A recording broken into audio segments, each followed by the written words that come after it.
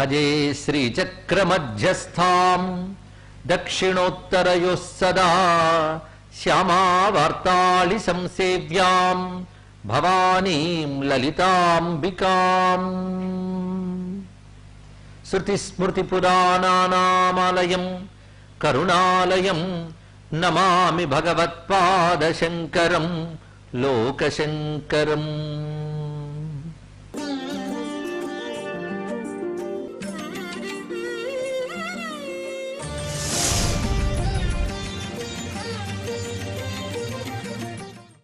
కాదిక్షాంత సువర్ణ బిందుసుతనుం సర్వాంగ సంశోభితాం నానారత్న విచిత్ర చిత్ర చరితా చాతుర్య చింతామణిం చిత్రానంద విధాయినీం సుచపలాం కూటత్రయాకారిణీం శ్రీచక్ర ప్రియ బిందు తర్పణ పరాం శ్రీరాజరాజేశ్వరీం. కాది క్షాంత సువర్ణ బిందు సుతను అమ్మవారి స్వరూపాన్ని అక్షర రూపాలుగా తెలుసుకుని గాని ఆరాధన చేస్తే అది గొప్ప ఉపాసన అని పెద్దలు చెప్తారు. అందుకే అక్షరములతో కూడి అమ్మవారిని కొలుచుకోవడం, అక్షరాలన్నీ అమ్మవారి రూపంలో తెలుసుకోవడం మీకు తెలియాలి. అందుకే మాతృకావర్ణములకు చాలా ప్రాధాన్యం ఇచ్చారు. మాతృకావర్ణములు అంటే ఏంటో చెప్పుకున్నాం కదా, 50 అక్షరాలు, మంత్రములన్నీ అందులోంచి వచ్చాయి. అసలు అమ్మవారి మంత్రం ఏమిటయ్యా అంటే 50 అక్షరాలు అమ్మవారి మంత్రములే అన్నారు ఇక్కడ. అది గొప్ప విశేషమండి. అందుకే మరి మాకు మంత్రాలు ఏమి లేవండి అంటే ఆకారం నుంచి క్షకారం వరకు రోజు చదువుకుంటే అదే మంత్రం. మీ పిల్లల చేత మంత్రాలు చేయించండి. అక్షరాభ్యాసమే మంత్రోపాసన, మరొకటి కాదు. అక్షరాభ్యాసం ఎప్పుడూ చేసుకోవాలి. అంతే కదా, అక్షరాలని మాత్రం రోజు ఒకసారి అనుకుంటే అది దివ్యమైనటువంటి శక్తినిస్తుంది. అందుకే మన పెద్దవాళ్ళు అక్షరాభ్యాసం రూపంలో అక్షర క్రమం పెట్టడానికి అర్థం ఏంటంటే ఊరికిన అల్ఫాబెట్స్ నేర్చుకోవడానికి కాదు. అవి భుక్తి కోసం బ్రతికే జీవులు చేస్తారు. కానీ ముక్తి కోసం బ్రతకవలసిన భారతీయులు భుక్తి ముక్తి రెండిటి కోసం పనికొచ్చేటట్టు అక్షరాలను తీర్చిదిద్దారండి ఇక్కడ. ఆ అక్షర క్రమంగానే ఒక్కసారి అనుకుంటే మన శరీరంలో ఏ యోగ కేంద్రాలు స్పందిస్తాయి, వాటి ప్రభావం ఎలా ఉంటుందని పెద్ద శాస్త్రం. అది అక్షర క్రమం శివుని డమరకం నుంచి వచ్చినటువంటి పద్ధతిగా చెప్తూ దానిపై నందికేశ్వరుడు కారికలు రచిస్తే, ఉపమన్యువు దానికి భాష్యం రచిస్తే కేవలం అకారం నుంచి క్షకారం అనుకున్న అక్షరాలపై ఒక శాస్త్రం తయారైంది. అంత విశేషమైన అంశం ఉంది. అక్షర రూపిణిగా అమ్మవారిని చూడాలని ఈ శ్లోకంలో చెప్తున్నారు శంకరానందుల వారు. అక్షరములు అంటే అకారం నుంచి క్షకారం వరకు ఉన్న అక్షరములు ఒకటి, మంత్రాక్షరాలు ఒకటి. అంటే ఏ మంత్రం మనకు ఉపదేశింపబడిందో ఆ మంత్రంలో ప్రత్యక్షరానికి ఒక శక్తి ఉంటుంది. అంతేగాని మంత్రానికి అర్థం చెప్పండి అర్థం చెప్పండి ఎన్నెన్ని అర్థాలు చెప్తాం. ఒక అర్థం చెప్పి వదిలేస్తే సరిపోదు. మంత్రంలో ఎన్నో అర్థాలు ఉంటాయి. అవి సాధన చెయ్యగా చెయ్యగా చెయ్యగా అనుభవానికి వస్తాయి. అంతే ఇక్కడ అనుభవానికి వచ్చాక మనం కూడా ఇంకోటి చెప్పలేం. అనిర్వచనీయమైన అనుభూతి కనుక మంత్రానికి కొంతమేరకు అర్థం ఎందుకు చెప్పుకోగలమంటే మంత్రం మీద శ్రద్ధ కలగడం కోసమే, ఒక భావం కలగడం కోసమే. కానీ మంత్రం వల్ల వచ్చే అనుభూతి ఉంది, అది మాటలకు అందదు. మంత్రం చెయ్యగా చెయ్యగా మంత్రదేవతే ప్రత్యక్షరంలో ఉన్న తన తేజస్సును మన అనుభవానికి తెస్తుంది. తెలుసుకోండి ఇక్కడ. అందుకు ఆ దివ్యమైనటువంటి అమ్మవారి యొక్క మంత్రస్వరూపాన్ని ఇందులో ఆవిష్కరిస్తూ కాది క్షాంత సువర్ణ బిందు సుతను. కాది, కా ఆది కాది అంటే కాతో మొదలయ్యేటటువంటి మంత్రము. ఇక్కడ 2 భాగాలు చేసుకోవాలండి. కాతో మొదలై క్షాతో అంతమైందని అర్థం చెప్పుకోకూడదు. కాది ఒకటి, క్షాంత ఒకటి. అంటే కాతో మొదలయ్యేది ఒకటి, క్షాతో మొదలయ్యేది ఒకటి.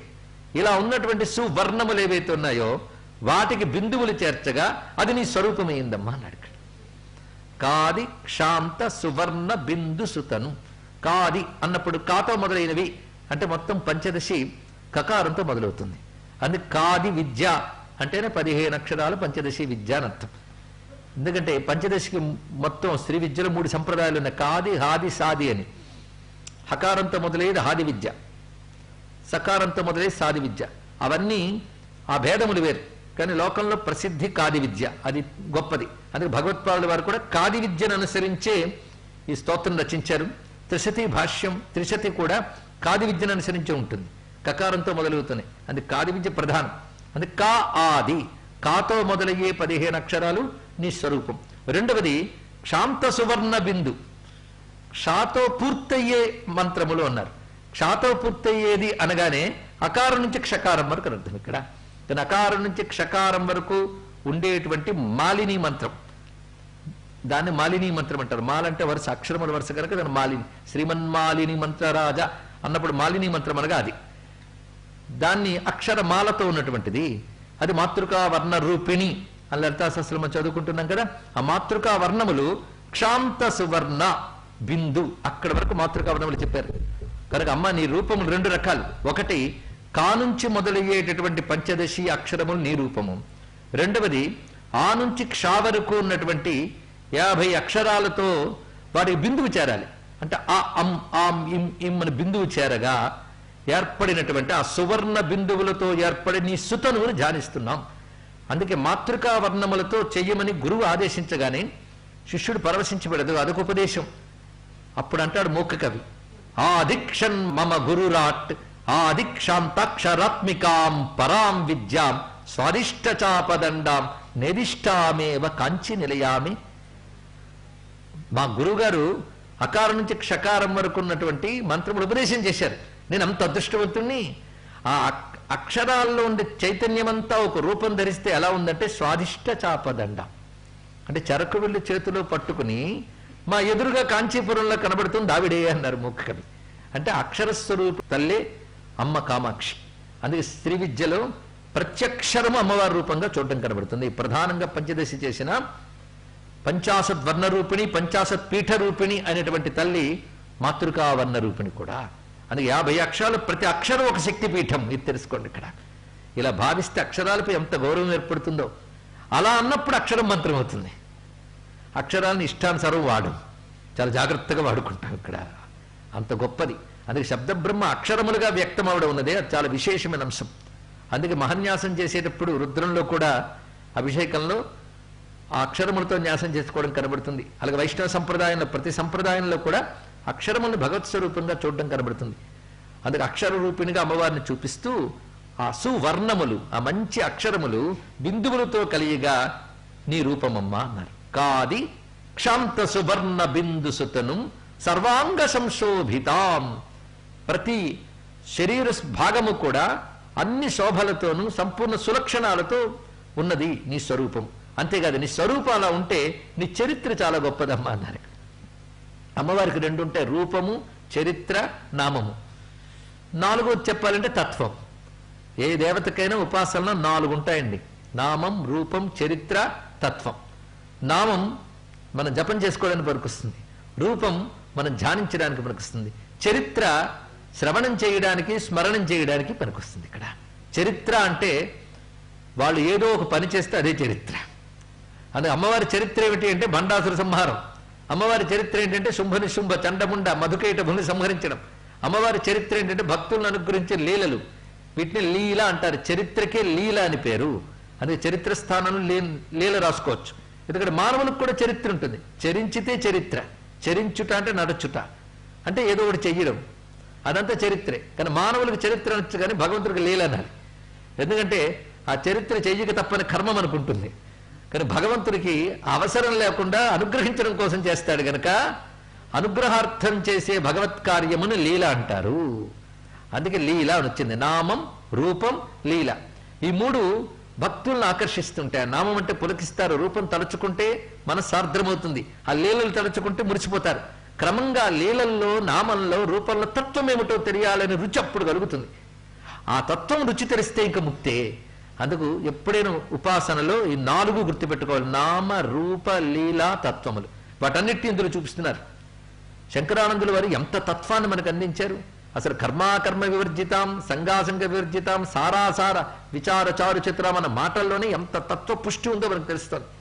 ఇక్కడ కూడా ముందు అమ్మవారి అక్షర రూపాలను చూపించి తర్వాత అమ్మవారి చరిత్రను చూపిస్తున్నారు. నానావర్ణ విచిత్ర చిత్ర చరిత చాతుర్య చింతామణి. ఇందులో చరితాం అని కూడా అనుకోవచ్చు, లేదా చరిత కలిపేస్తే సంధి అవుతుంది, సమాసంగా అర్థం చెప్పుకోవచ్చు. ఎలాగైనప్పటికీ అనేక రకాలుగా వర్ణించదగినటువంటి విచిత్రమైన చిత్రమైన చరిత్ర కలిగినది. విచిత్రం అంటే వివిధములైనటువంటి శోభలతో కూడిన చినుమతి అనేక వర్ణాహ ఇది చిత్రమని. కానీ అనేక వర్ణములు వెజ్జల్లుతుందట తల్లి. అలాంటి అనేక వర్ణములతో, ఉదాహరణకి లలిత అంటే అరుణ, శ్యామలాంబిక అన్నప్పుడు శ్యామల వర్ణంతో ప్రకాశిస్తోంది. వారాహి అంటే ఇంద్రనీలమణి కాంతులతో ఉన్నది. సరస్వతి అంటే తెల్లగా కనిపిస్తుంది. లక్ష్మి అంటే బంగారం. ఈ నానా వర్ణములతో ఆ తల్లి వివిధములైనటువంటి శోభల్ని వెదజల్లుతూ ఉన్న చిత్రమైన చరిత్రలు. అమ్మవారి చరిత్రలన్నీ చిత్రములే. చిత్రం అంటే ఆశ్చర్యం అని అర్థం. చిత్రమైన చరిత్రలను చూపిస్తున్నటువంటి తల్లి. ఆ చిత్రమైన చరిత్రలు చూపించడంలో చాతుర్యం ఉంది అమ్మవారికి, అంటే నైపుణ్యం. ఏది ఎందుకు ఎలా చేస్తున్నదో ఆ తల్లికి తెలుసు, నిపుణంగా చేస్తుంది. లేకపోతే భండాసురుడు అన్ని బండ సైన్యాలను తీసుకు మీదకు వచ్చినప్పుడు ఎంత నిపుణంగా ఏ శక్తిని పంపించి ఏ దుష్టుణ్ణి ఎలా సంహరించాలో చేసిందంటే చాతుర్యం కాకేమిటి. ప్రతి చరిత్రలో ఈ చాతుర్యం కనబడుతుంది.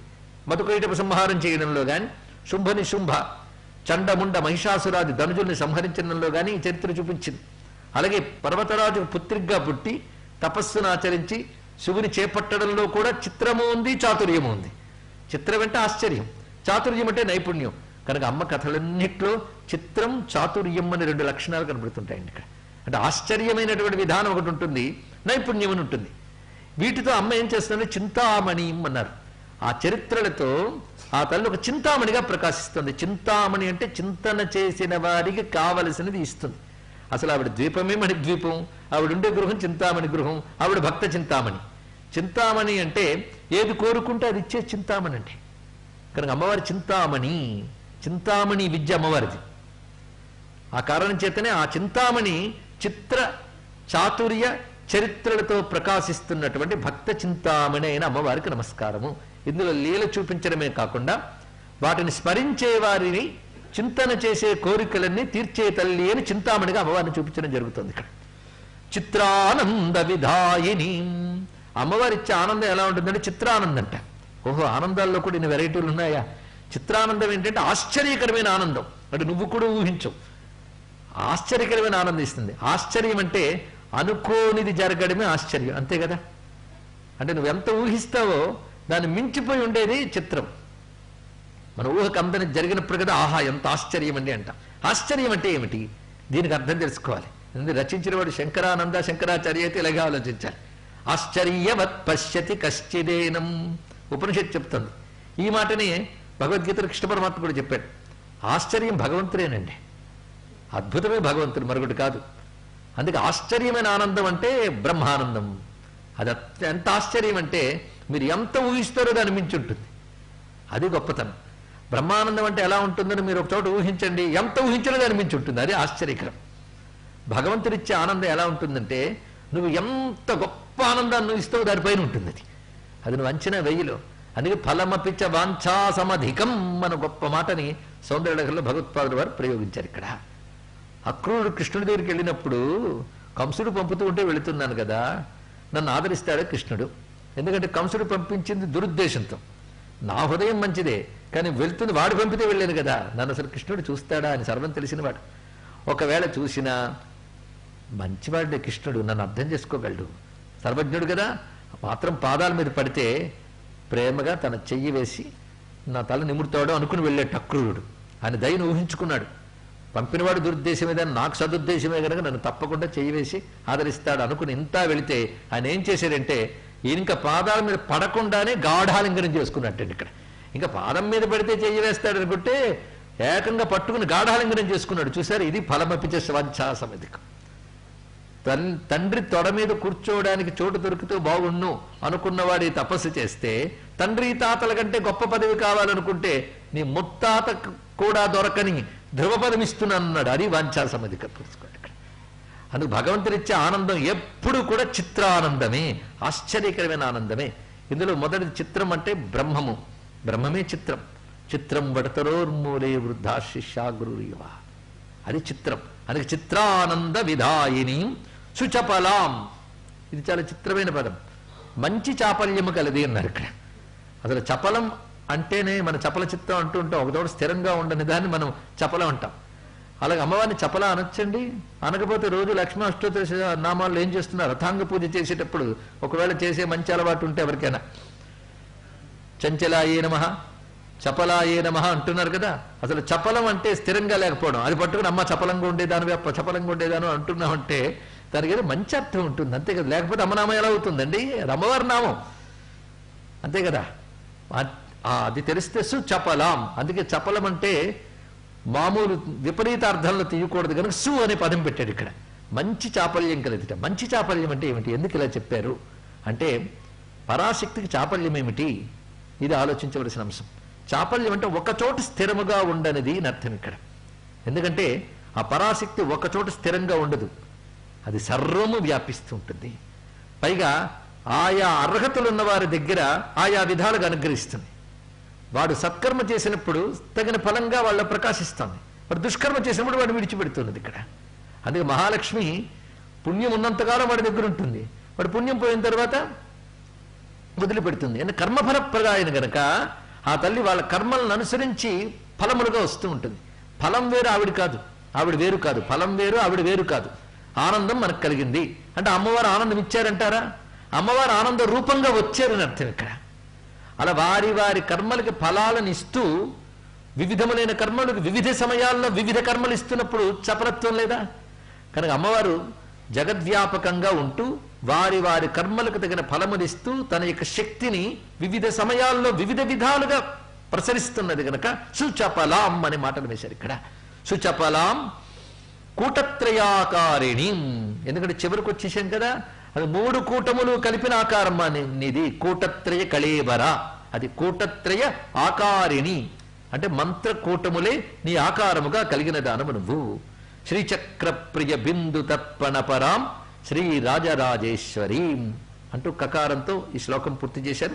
కా దీక్షాంత సువర్ణ బిందు సుతను సర్వాంగ సంశోభితాం నానావర్ణ విచిత్ర చిత్ర చరిత చాతుర్య చింతామణిం చిత్రానంద విధాయిని సుచపలాం కూటత్రయాకారిణి శ్రీచక్ర ప్రియ బిందు తర్పణ పరాం శ్రీ రాజరాజేశ్వరి. తర్వాత లకారంతో ప్రారంభమవుతున్నటువంటి శ్లోకం.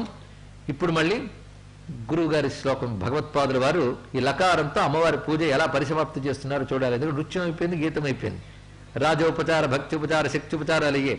ఇప్పుడు అమ్మవారి కొలువండి, ఇన్ని పూజలు పొంది అమ్మవారు ఎలా కూర్చున్నారో మనకు చూపిస్తున్నారు ఇక్కడ. లక్ష్మీ మౌక్తిక లక్ష కల్పిత సిత ఛత్రం తు ధత్తే రసాదింద్రాణీచరతిశ్చ చామరవరే ధత్తే స్వయం భారతి వీణామేణ విలోచనా సుమనసా నృత్యంతి తద్రాగవద్భావైరాంగిక సాత్వికై స్ఫుటరసం మాతస్త్వయా కన్యతాం. నీరాజనమిచ్చేటప్పుడు ఉండేటువంటి గానములు సంగీతాలు అయిపోయాయి. ఇప్పుడు అమ్మవారు హాయిగా కూర్చున్నప్పుడు ఆవిడ వినోదార్థం ఎటువంటి వైభవాలు చూపిస్తున్నారు చూడండి. ఒక్కొక్కరు ఒక్కొక్క విధంగా కొలుచుకుంటున్నారు. ముందుగా లక్ష్మీ, ఆ లక్ష్మీదేవి గొడుగు పట్టుకుందిట. ఎలా అంటే మౌక్తిక ఛత్రం అంటే ముత్యాల జాలర్లు వేలాడుతున్నటువంటి ఛత్రం. 1-2 ముత్యాలు మౌక్తిక లక్ష కల్పిత చిత ఛత్రంతో తెల్లని గొడుగు, దానికి తెల్లని ముత్యాలు లక్షల సంఖ్యలో వేలాడుతూ ఉన్నాయి. ఎలా పట్టుకున్నదిట? రసాత్ అంటే ఆసక్తితో ప్రేమగా భక్తిగా పట్టుకుంది ఆ తల్లి. ఆ తర్వాత ఇంద్రాణి చరతిశ్చ చామరవరే. ఒకవైపు ఇంద్రాణి అంటే శచీదేవి, మరొక వైపు రతీదేవి. వీరుభయులు 2 చామరములు శ్రేష్టమైన వింజామరలు పట్టుకుని వీచుతూ ఉన్నారు ఇక్కడ. భారతి ఇంకా అక్కడ సరస్వతీదేవి ఉంది. ఆవిడ స్వయం వీణాం ధత్తే, వీణ మీటుతోందట. అమ్మవారు ముందు సరస్వతి వీణ మీటడం అనే అంశం మనకి నిజసల్లాప మాధుర్య వినిర్భర్సిత కచ్చపి అనేటువంటి వాక్యంలో వసిన్యాది వాగ్దేవతలు చెప్తే, భగవత్పాల్ వారి సౌందర్యలహరిలో అమ్మవారు ముందు సరస్వతి వీణ మీటడం చూపిస్తారు ఇక్కడ. ఆ భావం ఇక్కడ చూపించుకుని భారతీ వీణాం ధత్తే. ఇక దానికి తోడు ఏన విలోచనా సుమనసా, ఆ దేవకాంతలు. ఏన విలోచన అంటే లేడి చూపులు వంటి చూపులు కలిగినటువంటి దేవకాంతలు. సుమనసాహ అన్నా కూడా దేవశబ్దమే. అందుకే ఆ దేవకాంతలు అందరూ కూడాను సంరాగవత్ ఆంగిక సాత్వికై. సంరాగవత్ అంటే చక్కని రాగము కలుగునట్లుగా, అంటే అనురాగము ప్రేమ కలుగునట్లుగా అనొక అర్థము. చక్కని రాగములతో కూడినటువంటి ఆంగిక సాత్వికై అంటే ఆంగికము సాత్వికము మొదలైనవి ఏవి నాట్యముల్లో చెప్పబడుతున్నామో, ఆంగికం సాత్వికం ఆహార్యం అభినయం అంటారు కదా. కొంతమంది ఆహార్యము ఆంగికము సాత్వికం అభినయం ఈ 4 మేళవించుతూ రసములకేటట్లుగా వాళ్ళు నృత్యములు చేస్తూ గానములు చేస్తూ సేవిస్తున్నారు. అంటే ఇక్కడ అమ్మవారి కొలువును ఎలా ధ్యానించాలంటే సచామర రమావాణి సవ్యదక్షిణ సేవిత అన్నట్టు చామరములు పట్టుకుని అటు ఇటు ఉన్నారని వర్ణించారు. కానీ భగవత్పాదులు వారు ఏం చేశారంటే గొడుగు పట్టుకుని లక్ష్మీదేవి, చామరములు పట్టుకుని రతీదేవి, శచీదేవి, వీణమిటుతూ సరస్వతీదేవి, మిగిలిన దేవకాంతలు గానాలు చేస్తూనూ నృత్యాలు చేస్తూనూ అమ్మవారిని కొలుచుకుంటున్నారు. ఈ దేవకాంతలందరూ అమ్మవారి స్వరూపాలే, అమ్మ నుంచి వచ్చినటువంటి వెలుగులే. వీళ్ళందరితో కొలువు తీరినటువంటి ఆ సౌందర్య లహరిని మనం ఇక్కడ ధ్యానించుకున్నాం. అటువంటి లకారంతో ఈ వైభవాన్ని మనం చింతామణి ద్వీపంలో, చింతామణి సభలో దర్శించిన తర్వాత మళ్ళీ మహానుభావుడు శంకరానందుల వారు ఏమి ఇచ్చారో చూడబోతున్నాం. లక్ష్మీశాన విధీంద్ర చంద్రమకుటాద్యష్టాంగ పీఠాశ్రితాం సూర్యేంద్వగ్నిమయైక పీఠ నిలయాం త్రిస్థాం త్రికోణేశ్వరీం గోప్త్రీం గర్వ నిగర్వితాం గగనగాం గంగాం గణేశ ప్రియాం శ్రీచక్ర ప్రియ బిందు తర్పణ పరాం శ్రీరాజరాజేశ్వరీం. లక్ష్మీశాన విధీంద్ర చంద్రమకుటాద్యష్టాంగ పీఠాశ్రితం. లక్ష్మీ ఈశాన లేదా లక్ష్మీశాన అంటే లక్ష్మీదేవికి ప్రభు అయినటువంటి వాడంటే నారాయణుడు. ఆ నారాయణుడు, బ్రహ్మదేవుడు, ఇంద్రుడు, చంద్రుడు మొదలైనటువంటి వారు తమ కిరీటములు వాల్చి నమస్కారం చేస్తున్నారు అమ్మవారికి. ఆ నమస్కారాలు పొందుతూ అష్టాంగ పీఠాశ్రితం, అష్టాంగములతో కూడినటువంటి పీఠమునందు ఉన్నది. ఇది మంత్ర సంబంధమైన స్వరూపంగా మంత్రములు ఉన్న ప్రధాన భాగములే పీఠముగా ఉండడం, ఆ పీఠమునందు అమ్మవారు ప్రకాశిస్తుండడం ఒకటి. అష్టాంగము అన్నప్పుడు పీఠ శక్తులను కొన్ని ఉంటాయి. ఈ పీఠ శక్తుల్లో అష్ట దిశల్లోని 8 దిక్కుల్లో అంటే 4 ప్రధాన దిశలు, మిగిలిన 4 మూలలు, విదిశలు అంటారు ఇక్కడ. ఈ దిశ విదిశల్లో ఉన్నటువంటి శక్తులతో సహా ఏర్పరచబడినటువంటి పీఠం అష్టాంగ పీఠం. అలాంటి అష్టాంగ పీఠాశ్రితాం, అటువంటి అష్టాంగ పీఠంపై ఉన్నటువంటి తల్లి. పైగా దేవతలందరూ నమస్కరిస్తున్నారు. ఇక అమ్మవారు పీఠం గురించి మరొక రహస్యం చూపిస్తున్నారు. సూర్యేంద్వగ్నిమయైక పీఠ నిలయాం. అమ్మవారి పీఠం ఏంటండి? శ్రీచక్రమే. ఆ శ్రీచక్ర స్వరూపాన్ని తెలుసుకోవాలి. అందుకే శ్రీచక్రంలో సూర్యేంద్వగ్నిమయైక పీఠ నిలయాం. సూర్య, ఇందు, అగ్ని ఈ మూడింటితో కూడినటువంటి పీఠం.